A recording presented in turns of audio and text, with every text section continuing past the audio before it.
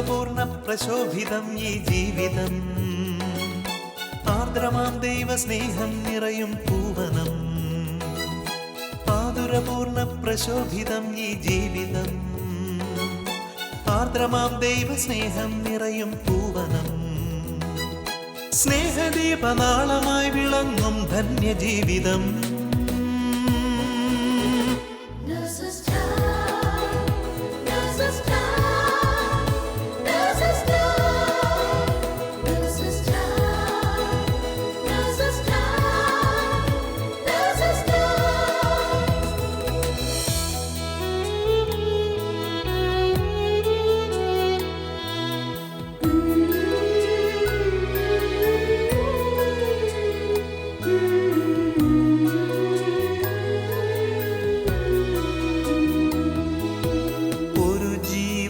ഭൂവിൽ പിറക്കുമ്പോൾ ഇരു കൈയും നീട്ടി വാങ്ങും നീ മാലാഖമാർ.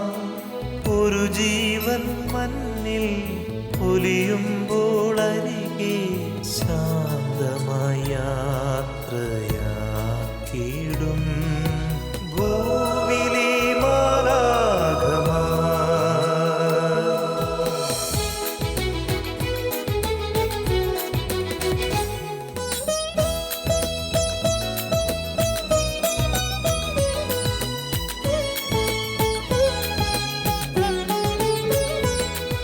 സ്വന്ത വേദനയതെല്ലാം മറന്ന സോദരർക്കായി നീക്കി വച്ചിടും ജീവിതം. നൊന്തു നീറുന്ന ജീവിതങ്ങളെ കണ്ണീർ തുടച്ചു നൽകിടുന്നിവർ സാന്ത്വനം.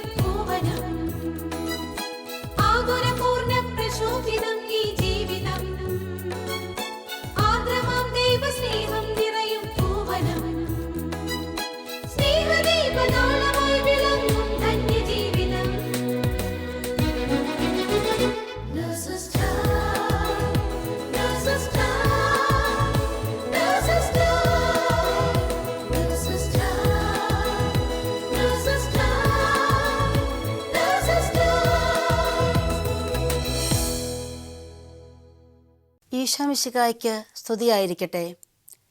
നേഴ്സസ് ടൈമിൻ്റെ അനുഗ്രഹപ്രദമായ ഒരു എപ്പിസോഡിലേക്ക് എല്ലാവരെയും സ്വാഗതം ചെയ്യുന്നു. 1 കൊറിന്തോസ് 6:12.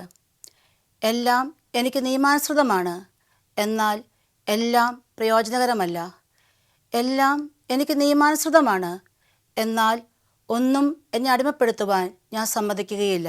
ഇന്ന് ബഹ്റൈൻ നേഴ്സസ് മിനിസ്ട്രിയിലെ സഹോദരങ്ങൾ സ്പിരിച്വൽ ഡയറക്ടർ ഫാദർ ജോൺ ബ്രിട്ടോയുടെ കൂടെ സോഷ്യൽ മീഡിയ എങ്ങനെ ഫലപ്രദമായി നമ്മുടെ ആത്മീയ ജീവിതത്തിൽ ഉപയോഗിക്കാം എന്നതിനെപ്പറ്റി പങ്കുവയ്ക്കുന്നത് പ്രാർത്ഥനയോടെ നമുക്ക് ശ്രവിക്കാം. ജോണച്ച, ഈശോമിശിഹായ്ക്ക് സ്തുതിയായിരിക്കട്ടെ. ഇപ്പോഴും എപ്പോഴും സ്തുതിയായിരിക്കട്ടെ. ഞാൻ ജോൺ ബ്രിട്ടോ കപ്പൂച്ചിൻ. ഇപ്പോൾ ബഹ്റിൻ മനാമ തിരുഹൃദയ ദേവാലയത്തിലെ അസിസ്റ്റൻ്റ് പ്രീസ്റ്റായും ബഹ്റിൻ മലയാളി കാത്തലിക് കമ്മ്യൂണിറ്റിയുടെയും നേഴ്സസ് മിനിസ്ട്രിയുടെയും സ്പിരിച്വൽ ഡയറക്ടറായിട്ടും സേവനം ചെയ്യുന്നു. എൻ്റെ പേര് സിന്ധു അലക്സ്. ഞാൻ 25 വർഷമായി ബഹ്റൈനിൽ നേഴ്സായി ഹോസ്പിറ്റലിൽ ജോലി ചെയ്യുന്നു. എൻ്റെ കുടുംബം ഇപ്പോൾ നാട്ടിലാണ്. ഞാൻ ഇടുക്കി രൂപതയിൽ ഉദയഗിരി സെൻറ് മേരീസ് ഇടവക അംഗമാണ്. എൻ്റെ പേര് സിനി. ഞാൻ ബഹ്റിനിൽ 27 വർഷമായി നേഴ്സായി ജോലി ചെയ്യുന്നു. ഭർത്താവും 2 മക്കളുമായി ഇവിടെ താമസിക്കുന്നു. ഞാൻ അങ്കമാലി എറണാകുളം അതിരൂപത കോക്കുന്ന് സെൻറ് ജോസഫ് ഇടവകാംഗമാണ്. ജോണച്ച, ഇന്ന് നാം ഉപയോഗിക്കുന്ന സോഷ്യൽ മീഡിയ വഴി അനേകം ആത്മീയ കാര്യങ്ങൾ കാണുവാൻ സാധിക്കുന്നുണ്ട്. എന്നാൽ ഇവ ഉപയോഗിക്കുമ്പോൾ ഒരു ക്രിസ്ത്യാനി ശ്രദ്ധിക്കേണ്ട കാര്യങ്ങൾ എന്തൊക്കെയാണ്? ഇതിനെക്കുറിച്ച് ഒന്ന് വിശദമായി പറഞ്ഞു തരുമോ? സോഷ്യൽ മീഡിയ എന്ന് പറയുന്ന ഈ ഒരു വിഷയം തന്നെ ഒരു ഡീപ്പായിട്ടുള്ള ഒരു വിഷയമാണ്. പ്രത്യേകിച്ച് ഈ ഒരു കാലഘട്ടത്തിൽ, ഈ ആധുനിക കാലഘട്ടത്തിൽ സഭ ഇന്ന് ഒരുപാട് സോഷ്യൽ മീഡിയ ഉപയോഗിക്കുന്നുണ്ട് അതിൻ്റെ സുവിശേഷവൽക്കരണത്തിനായിട്ട്. നമ്മൾ ഇപ്പോൾ ഉപയോഗിക്കുന്നത് ഈ സോഷ്യൽ മീഡിയയാണ്, സോഷ്യൽ മീഡിയയെക്കുറിച്ച് പറയുവാനായിട്ട്. അപ്പോൾ ഈ കാലഘട്ടത്തിൽ സോഷ്യൽ മീഡിയയുടെ ഒരുപാട് നന്മകളുണ്ട്, ഒരുപാട് ഉപകാരങ്ങളുമൊക്കെ ഉണ്ട്. നമുക്ക് സോഷ്യൽ മീഡിയ നമ്മുടെ പല രീതിയിൽ, നമ്മുടെ പല മേഖലകളിൽ നമുക്കിന്ന് ഉപയോഗിക്കുവാനായിട്ട് നമുക്കൊക്കെ സാധിക്കുന്നുണ്ട്. എന്നാൽ ഇതിനോടൊപ്പം തന്നെ ഈ സോഷ്യൽ മീഡിയയുടെ നന്മകളെക്കാൾ ഉപരിയായിട്ട് സോഷ്യൽ മീഡിയയുടെ ഒരുപാട് തിന്മകളെയും ഇന്ന് സമൂഹത്തിലെ യുവതലമുറയെ ഇന്ന് വല്ലാതെ ആകർഷിക്കുന്നുണ്ട്. ഞാൻ പലപ്പോഴും ധ്യാനിച്ചെടുത്ത അല്ലെങ്കിൽ ധ്യാനിക്കുന്ന ഒരു കാര്യമാണ്. കാരണം ഇന്നത്തെ സമൂഹത്തിൽ ഇന്ന് സോഷ്യൽ മീഡിയയ്ക്ക് അടിമപ്പെട്ടു പോകുന്ന ഒരു തലമുറയാണ് നമുക്ക് കാണാൻ സാധിക്കുക. പണ്ട് കാലങ്ങളിൽ കേൾക്കാതിരുന്ന പല പാപങ്ങളും ഇന്ന് സോഷ്യൽ മീഡിയയിലൂടെ കടന്നുകയറ്റത്തോടുകൂടെ ഇന്ന് കുമ്പസാരികൾക്കുള്ളിൽ അത് കേൾക്കുവാനായിട്ട് സാധിക്കുന്നുണ്ട്. അതോടൊപ്പം തന്നെ നമ്മൾ ധ്യാനിക്കേണ്ട മറ്റൊരു ചിന്തയെന്ന് പറയുന്നത്, ഇന്ന് പിശാച് നമ്മുടെ അടുത്ത് വന്ന് പറയില്ല നീ ക്രിസ്തുവിനെ തള്ളി പറയുക, അല്ലെങ്കിൽ ദൈവത്തെ ഉപേക്ഷിക്കുക, അല്ലെങ്കിൽ ദൈവത്തെ നീ മാറ്റിവെക്കുക എന്നൊന്നും. മറിച്ച് ഈ പിശാച് ഉപയോഗിക്കുന്ന ഏറ്റവും തന്ത്രപരമായ ഒരു ഉപകരണം എന്ന് പറയുന്നത് സോഷ്യൽ മീഡിയയ. അത് എപ്രകാരമാണെന്ന് വെച്ച് കഴിഞ്ഞാൽ, നമ്മളിപ്പോൾ ഒരു ക്രിസ്തീയമായ കാര്യം കാണുവാനായിട്ട് നമ്മൾ സോഷ്യൽ മീഡിയ നമ്മൾ തുടങ്ങും. പിന്നീട് നമ്മൾ സ്ക്രോൾ ചെയ്ത് കടന്നു പോകുന്നത് അനേകം സോഷ്യൽ മീഡിയയുടെ പ്രോഗ്രാമുകളിലൂടെയാണ്. അങ്ങനെ നമ്മളെ ഈ ദൈവത്തെ ഉപേക്ഷിക്കുക എന്നതിനേക്കാൾ ഉപരിയായിട്ട് ദൈവത്തെ മറക്കുക എന്ന് പറയുന്ന ഒരു ശൈലിയിലേക്കാണ് നമ്മളിന്ന് സോഷ്യൽ മീഡിയ കൊണ്ടുപോയിക്കൊണ്ടിരിക്കുന്നത്. അതുകൊണ്ട് നമ്മൾ അറിയാതെ തന്നെ നമ്മൾ ദൈവത്തെ ഉപേക്ഷിച്ചു കൊണ്ടിരിക്കുകയാണ്. മറന്ന് നമ്മൾ ദൈവത്തെ ഉപേക്ഷിക്കുന്നവരാകുന്നു. ഇന്നത്തെ തലമുറയിൽ സംഭവിച്ചു കൊണ്ടിരിക്കുന്ന ഒരു പ്രശ്നവും അത് തന്നെയാണ്. കാരണം ഇന്ന് ദൈവത്തെ മറന്ന് ജീവിക്കുന്ന ഒരു യുവതലമുറയാണ് വളർന്നുകൊണ്ടിരിക്കുന്നത്. കാരണം അവരിന്ന് സോഷ്യൽ മീഡിയയുടെ അതിപ്രസരവും അല്ലെങ്കിൽ അമിതമായ ഉപയോഗവും ഇന്ന് അവരെ ദൈവത്തിൽ നിന്ന് പലപ്പോഴും അകറ്റി കൊണ്ടുപോകുന്ന ഒരു പ്രവണത നമുക്കിന്ന് കാണുവാനായിട്ട് സാധിക്കുന്നുണ്ട്. ജോണച്ച, വളർന്നു വരുന്ന മക്കൾ സോഷ്യൽ മീഡിയയ്ക്ക് അടിമപ്പെട്ടു പോകുന്ന സാഹചര്യങ്ങൾ നാം ധാരാളം കാണാറുണ്ട്. സോഷ്യൽ മീഡിയ വിശുദ്ധിയോടുകൂടി ഉപയോഗിക്കാൻ ഇവരെ എങ്ങനെ പ്രോത്സാഹിപ്പിക്കാമെന്ന് ഒന്ന് പങ്കുവയ്ക്കാമോ? ഇന്ന് നമ്മുടെ സമൂഹത്തിൽ കൂടുതലായിട്ട് ഈ സോഷ്യൽ മീഡിയയിലേക്ക് വീണുപോകുന്ന മക്കൾ ഇന്ന് നമ്മുടെ സമൂഹത്തിൽ ഒരുപാട് കേൾക്കുന്നൊരു കാര്യമായിട്ട് മാറിക്കൊണ്ടിരിക്കുകയാണ്.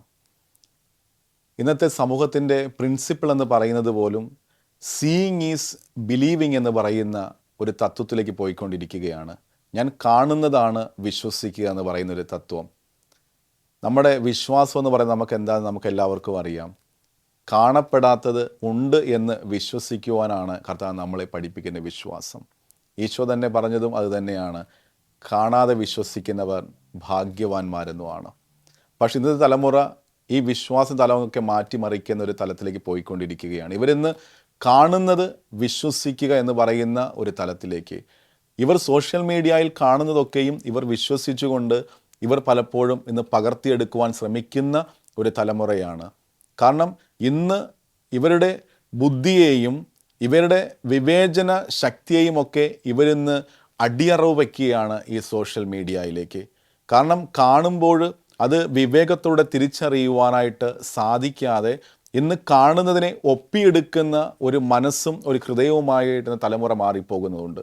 അതുകൊണ്ട് തന്നെ ഇന്ന് കാണുന്നതൊക്കെ ഇന്ന് പ്രവർത്തിക്കുന്ന ഒരു തലമുറയായിട്ടാണ് നമ്മുടെ തലമുറ മാറിക്കൊണ്ടിരിക്കുന്നത്. അതുകൊണ്ട് തന്നെ ഇന്ന് ഏതെങ്കിലും ഒരു മനുഷ്യൻ എന്തെങ്കിലും ഒരു കാര്യം ഇന്ന് ഒരു സോഷ്യൽ മീഡിയയിൽ അവതരിപ്പിക്കുമ്പോൾ അത് സത്യമാണെന്ന് വിശ്വസിച്ചുകൊണ്ട് അത് സത്യമാണെന്ന് പറഞ്ഞുകൊണ്ട് അതിൻ്റെ പിന്നാലെ പോകുന്ന യുവതലമുറയാണ് നമുക്ക് കണ്ടെത്തുവാനായിട്ട് സാധിക്കുന്നത്.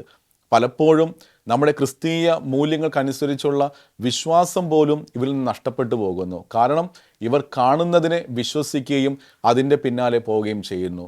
സോഷ്യൽ മീഡിയയിലെ ഏറ്റവും വലിയ അപകടം എന്ന് പറയുന്നത് അത് തന്നെയാണ്.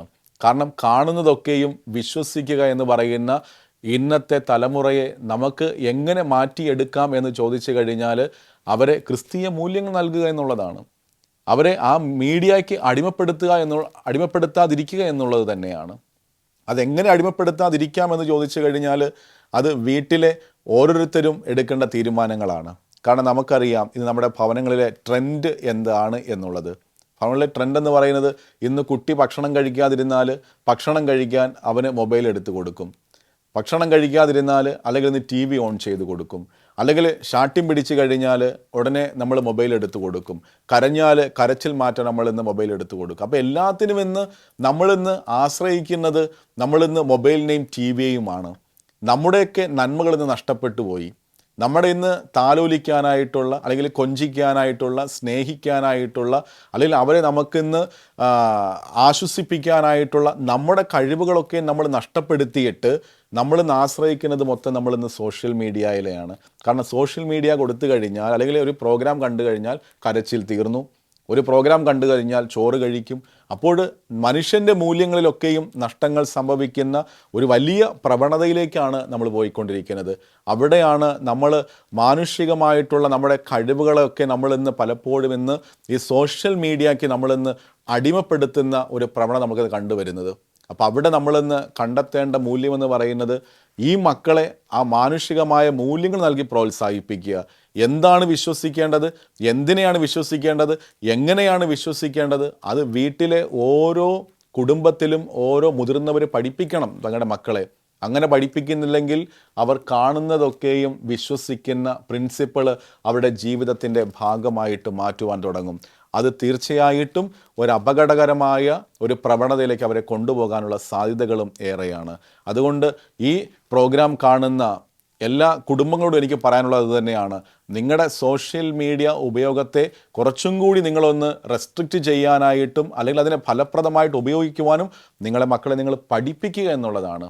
ആ പഠിപ്പിക്കൽ നമ്മളിന്ന് പലപ്പോഴും സംഭവിക്കുന്നില്ല. പഠിപ്പിക്കലിന് പകരം നമ്മളിന്ന് പ്രോത്സാഹിപ്പിക്കലാണ് പലപ്പോഴും സംഭവിച്ചുകൊണ്ടിരിക്കുന്നത്.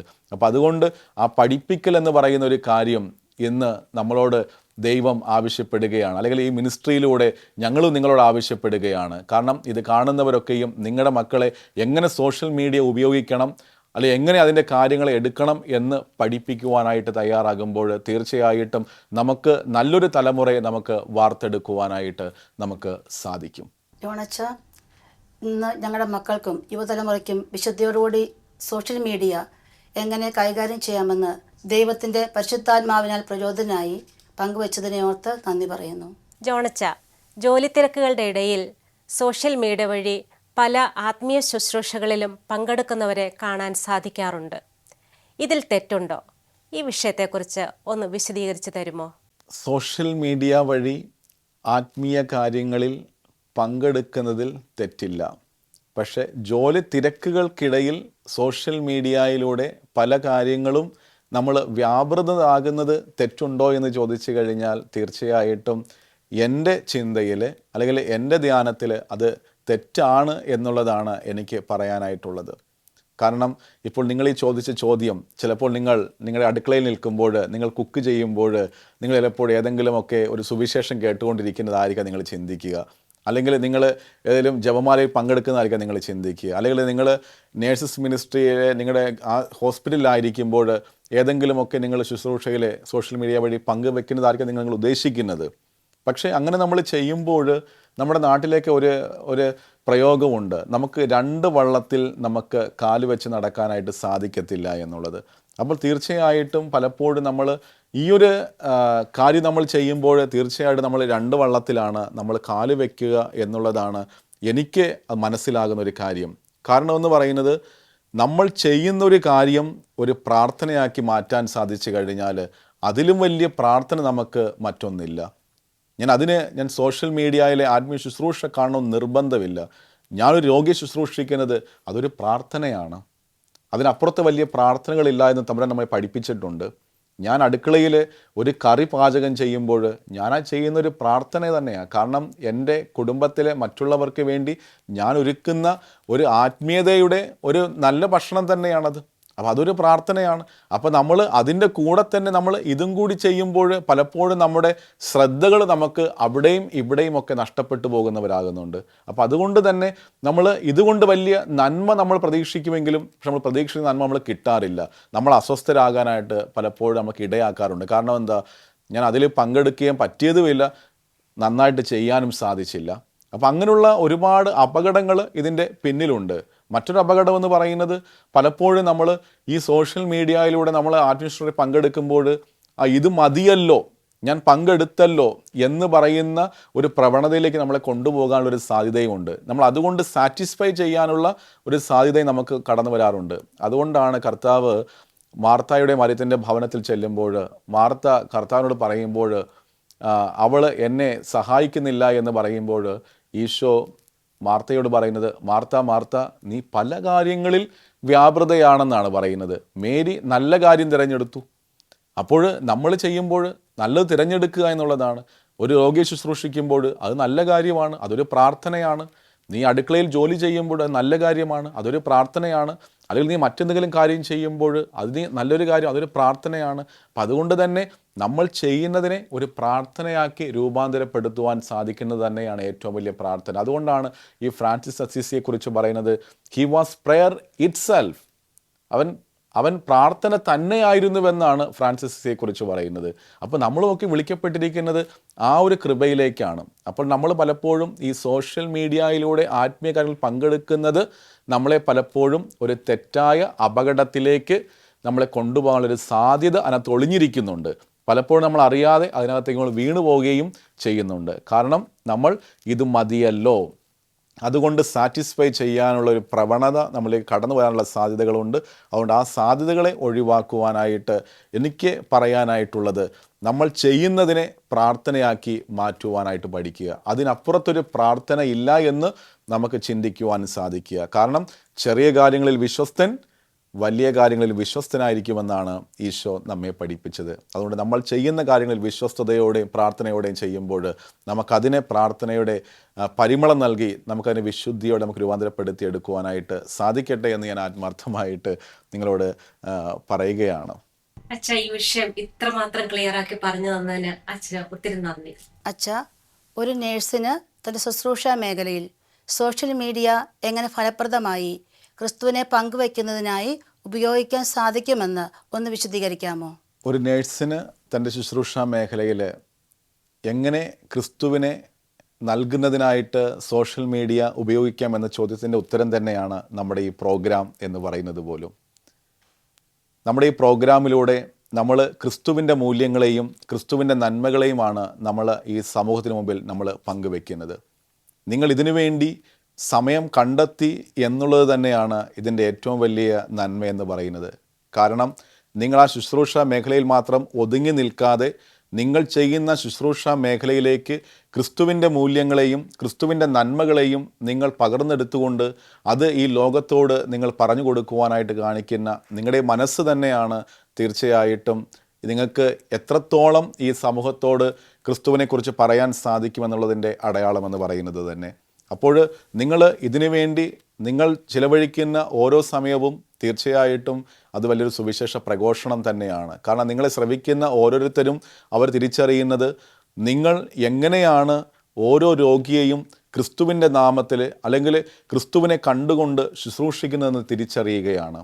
കാരണം ഈ നേഴ്സസ് ടൈം എന്ന പ്രോഗ്രാമിലൂടെ നിങ്ങൾ ഈ ലോകത്തോട് മുഴുവൻ വിളിച്ചു പറയുകയാണ്, ഞങ്ങൾ ക്രിസ്തുവിനെ പ്രതിയാണ് ഞങ്ങൾ ഓരോ കാര്യങ്ങളും ഈ ലോകത്തിന് വേണ്ടി ചെയ്യുന്നതെന്ന്. അപ്പോൾ തീർച്ചയായിട്ടും നിങ്ങളുടെ ഈ ഒരു പ്രോഗ്രാമിന് വേണ്ടി നിങ്ങൾ മാറ്റിവെച്ച സമയവും നിങ്ങളെടുത്ത താല്പര്യങ്ങളും തന്നെയാണ് നിങ്ങൾക്ക് എങ്ങനെ ഈ ഒരു ശുശ്രൂഷ മേഖലയിൽ സോഷ്യൽ മീഡിയയിലൂടെ ക്രിസ്തുവിനെ പകർന്നു കൊടുക്കാം എന്നുള്ളതിൻ്റെ ഏറ്റവും വലിയ അടയാളം എന്ന് പറയുന്നത്. ഒരു നേഴ്സായ ഞങ്ങൾക്ക് സോഷ്യൽ മീഡിയയിലൂടെ ക്രിസ്തുവിനെ എങ്ങനെ ഞങ്ങളുടെ ശുശ്രൂഷ മേഖലയിൽ പങ്കുവെക്കാമെന്ന് ഇത്ര മനോഹരമായി പറഞ്ഞു തന്നെ ഓർത്ത് നന്ദി പറയുന്നു അച്ഛൻ. ബഹുമാനപ്പെട്ട ജോണച്ചനിലൂടെ സോഷ്യൽ മീഡിയ എങ്ങനെ ഫലപ്രദമായി ഉപയോഗിക്കാമെന്ന് ദൈവം നമുക്ക് പറഞ്ഞു തന്നതിനെ ഓർത്ത് നമുക്ക് ദൈവത്തിന് നന്ദി പറയാം. റോമ 12:2 ഇപ്രകാരം പറയുന്നു, നിങ്ങൾ ഈ ലോകത്തിന് അനുരൂപരാകരുത്, പ്രത്യുത നിങ്ങളുടെ മനസ്സിൻ്റെ നവീകരണം വഴി രൂപാന്തരപ്പെടുവിൻ. ദൈവഹിതമെന്തെന്നും നല്ലതും പ്രീതിജനകവും പരിപൂർണമായത് എന്തെന്നും വിവേചിച്ചറിയുവാൻ അപ്പോൾ നിങ്ങൾക്ക് സാധിക്കും. ദൈവഹിതമനുസരിച്ച് സോഷ്യൽ മീഡിയ വിവേകത്തോടെ ഉപയോഗിക്കുവാൻ ദൈവം നമ്മെ ഓരോരുത്തരെയും അനുഗ്രഹിക്കട്ടെ.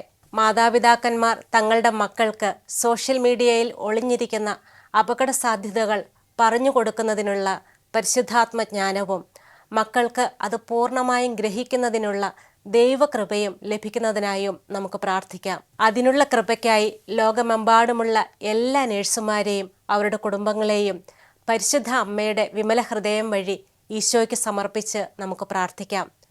ഓരോ നേഴ്സും ഒരു വിശുദ്ധനാകട്ടെ, ഒരു വിശുദ്ധയാകട്ടെ. ആമേൻ. ദൈവമാതാവും ഞങ്ങളുടെ അമ്മയുമായ കന്യകാമറിയമേ, ഫാത്തിമാനാഥേ, എൻ്റെ കുടുംബത്തെയും തിരുസഭയെയും മാനവകുലത്തെയും ലോകമെമ്പാടുമുള്ള നേഴ്സുമാരെയും അങ്ങേ വിമല ഹൃദയത്തിന് പ്രതിഷ്ഠിക്കുന്നു. അങ്ങേ ശക്തിയുള്ള സംരക്ഷണത്തിൽ ഞങ്ങളെ കാത്തുകൊള്ളണമേ. ആത്മീയവും ശാരീരികവുമായ സകല അപകടങ്ങളിലും ക്ലേശങ്ങളിലും നിന്ന് ഞങ്ങളെ രക്ഷിച്ചു കൊള്ളണമേ. എല്ലാറ്റിലും ദൈവേഷ്ടം കണ്ടെത്തി നിറവേറ്റുവാനും യേശുവിൻ്റെ തിരുഹൃദയത്തിന് പ്രീതികരമായ വിധത്തിൽ ജീവിച്ച് സ്വർഗഭാഗ്യത്തിൽ എത്തിച്ചേരുവാനും കാരുണ്യനാഥേ, ഞങ്ങളുടെ സ്നേഹമുള്ള അമ്മേ, ഞങ്ങളെ സഹായിക്കണമേ. ആമേൻ.